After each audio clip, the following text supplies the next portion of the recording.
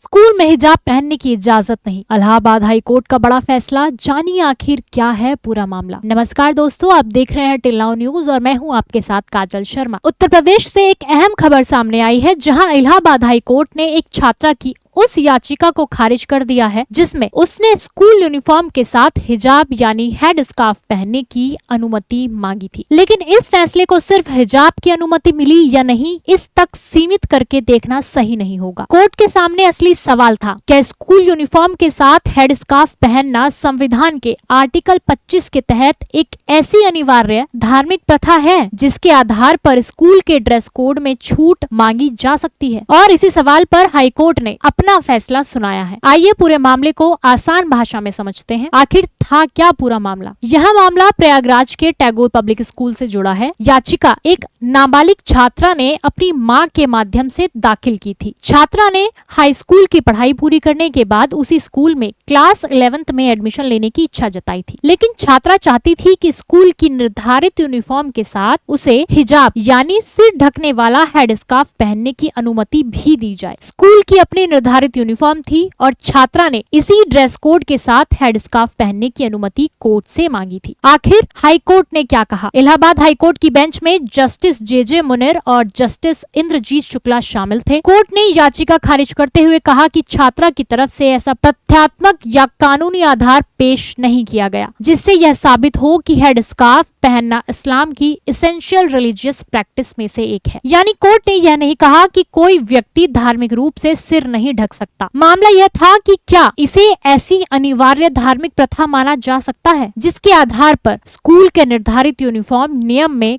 कानूनी छूट मिल जाए। कोर्ट ने स्कूल की तस्वीरों का भी जिक्र किया। फैसले में कोर्ट ने स्कूल की अलग अलग कक्षाओं की तस्वीरों का भी उल्लेख किया है। कोर्ट ने कहा कि याचिकाकर्ता के अलावा स्कूल में किसी दूसरी छात्रा को हेड स्कार्फ पहने हुए नहीं देखा गया, जिसमें उसी धार्मिक समुदाय की छात्राएं भी शामिल थी। कोर्ट ने इसी आधार पर कहा कि याचिका में यह स्थापित करने के लिए पर्याप्त फैक्चुअल फाउंडेशन नहीं रखा गया कि हेड स्कार्फ पहनना धर्म की ऐसी अनिवार्य प्रथा है जिसके बिना धार्मिक आस्था प्रभावित हो जाएगी। आइए बात करते हैं संविधान के आर्टिकल 25 का कि आखिरकार आर्टिकल 25 का क्या हुआ। छात्रा की तरफ से संविधान के आर्टिकल 25 के तहत धार्मिक स्वतंत्रता का अधिकार भी सामने रखा गया था। आर्टिकल 25 नागरिकों को धार्मिक स्वतंत्रता का अधिकार देता है, लेकिन इस अधिकार की अपनी संवैधानिक सीमाएं भी हैं। इस मामले में कोर्ट ने कहा कि केवल यह कह देना पर्याप्त नहीं है कि कोई प्रथा धार्मिक है या इसलिए उसे आर्टिकल 25 का संरक्षण मिलना चाहिए। इसके लिए जरूरी फैक्चुअल और लीगल फाउंडेशन भी प्रस्तुत करना होगा। कोर्ट के मुताबिक इस मामले में याचिका में यह साबित करने के लिए पर्याप्त सामग्री नहीं दी गई थी कि हेड स्कार्फ पहनना एसेंशियल रिलीजियस प्रैक्टिस है। स्कूल यूनिफॉर्म का मुद्दा क्यों महत्वपूर्ण है। इस मामले का एक दूसरा पहलू स्कूल का यूनिफॉर्म पॉलिसी है। स्कूलों में यूनिफॉर्म का उद्देश्य सभी छात्रों के लिए एक निर्धारित ड्रेस कोड रखना होता है। ऐसे मामलों में सवाल सिर्फ धार्मिक पहचान का नहीं होता, बल्कि यह भी देखा जाता है कि किसी संस्था का यूनिफॉर्म रूल क्या है और क्या उसमें किसी खास छात्र को छूट देने का कानूनी आधार मौजूद है। इस मामले में हाईकोर्ट ने छात्रा को स्कूल के निर्धारित यूनिफॉर्म के साथ हेड स्कार्फ पहनने की अनुमति देने से इनकार कर दिया है। कुछ कानूनी रिपोर्टों के अनुसार अदालत ने यह भी माना कि यूनिफॉर्म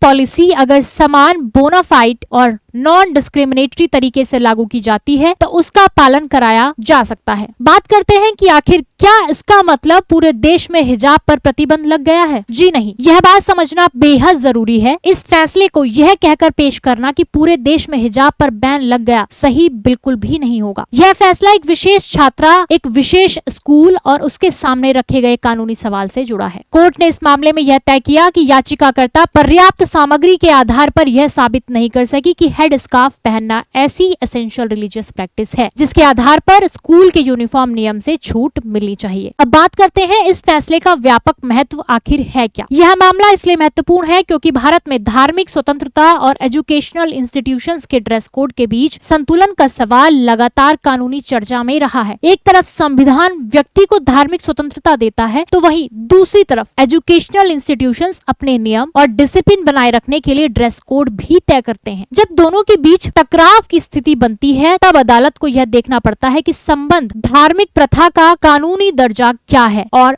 संस्था का नियम किस तरह लागू किया जा रहा है। इस मामले में हाईकोर्ट का निष्कर्ष छात्रा के पक्ष में नहीं गया। एक जरूरी क्लैरिफिकेशन कुछ ये रहा, इस खबर को लेकर सोशल मीडिया पर अलग अलग तरह की प्रतिक्रियाएं देखने को मिल सकती हैं, लेकिन अदालत के फैसले को समझते समय एक बात साफ रखनी बेहद जरूरी है। यह फैसला किसी धर्म के खिलाफ टिप्पणी के तौर पर पेश नहीं किया जाना चाहिए। कोर्ट का मुख्य सवाल था कि इस विशेष मामले में हेड स्कार्फ को इसेंशियल रिलीजियस प्रैक्टिस साबित करने के लिए पर्याप्त कानूनी और फैक्चुअल मटेरियल मौजूद था या फिर नहीं। कोर्ट ने कहा कि ऐसा पर्याप्त मटेरियल उसके सामने नहीं रखा गया। अब बात करते हैं कि आगे क्या। फिलहाल इस फैसले के बाद छात्रा को स्कूल के निर्धारित यूनिफॉर्म के साथ हेड स्कार्फ पहनने की अनुमति देने की मांग स्वीकार नहीं हुई है। आगे इस मामले में कोई कानूनी चुनौती दी जाती है या नहीं, यह संबंधित पक्षों के अगले कदम पर निर्भर करेगा। लेकिन इस फैसले ने एक बार फिर एक बड़ा संवैधानिक सवाल सामने ला दिया है। धार्मिक स्वतंत्रता और इंस्टीट्यूशनल ड्रेस कोड के बीच संतुलन कैसे बनाया जाए, और ऐसे मामलों में अंतिम फैसला हमेशा मामले के तथ्यों और लागू कानून के आधार पर ही होता है। तो कुल मिलाकर बात साफ है कि इलाहाबाद हाईकोर्ट ने स्कूल यूनिफॉर्म के साथ हिजाब पहनने की अनुमति मांगने वाली छात्रा की याचिका खारिज कर दी है। कोर्ट ने कहा कि याचिका में यह साबित करने के लिए पर्याप्त फैक्चुअल और लीगल मटेरियल नहीं था कि हेड स्कार्फ पहनना इस्लाम की इसेंशियल रिलीजियस प्रैक्टिस में से एक है। साथ ही इसे पूरे देश में हिजाब पर प्रतिबंध के रूप में समझना सही बिल्कुल भी नहीं होगा। यह फैसला एक खास छात्रा और उसके स्कूल से जुड़े मामले से आया है। हम इस मामले से जुड़ी आगे की हर वेरीफाइड लीगल अपडेट आप तक पहुंचाते रहेंगे। ऐसे ही तथ्य आधारित और बिना किसी पक्षपात के खबरों के लिए देखते रहिए टिल नाउ न्यूज। हम मिलते हैं आपके साथ नई बड़ी खास खबर के साथ। तब तक के लिए नमस्कार।